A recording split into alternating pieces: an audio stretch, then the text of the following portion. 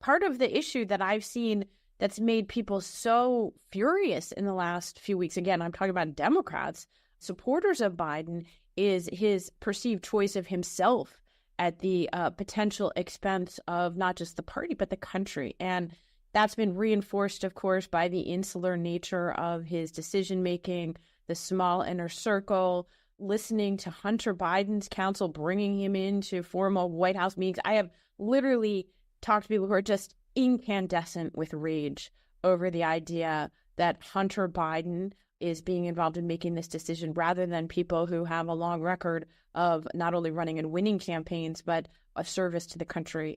And that, I think, is really upsetting people. Biden's original failed efforts at damage control were very revealing. When he spoke about himself, and that answer was a just incredible answer that he gave to George Stephanopoulos when he said that essentially, I'll give it my all, as opposed to thinking about winning and losing in the existential terms he's framed it to the country. So I just think that's important to point out.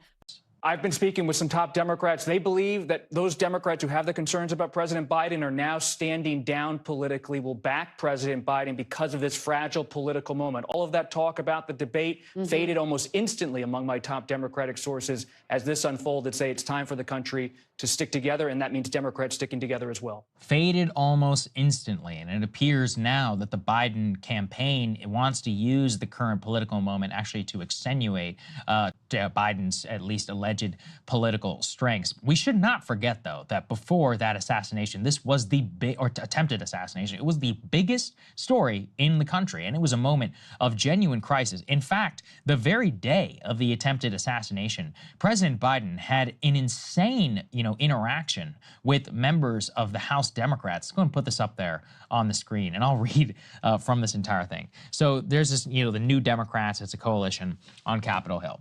They decide to have a Zoom call with President Biden. So Biden apparently showed up late to the meeting.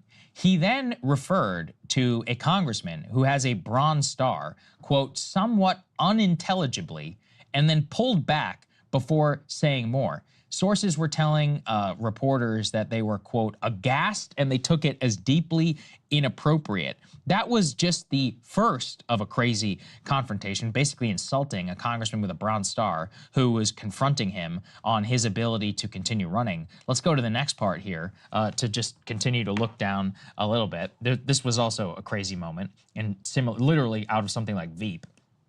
During the Biden call with the Congressional Progressive Caucus, the president said that his staff passed him a note saying, "Stay positive, you are sounding defensive."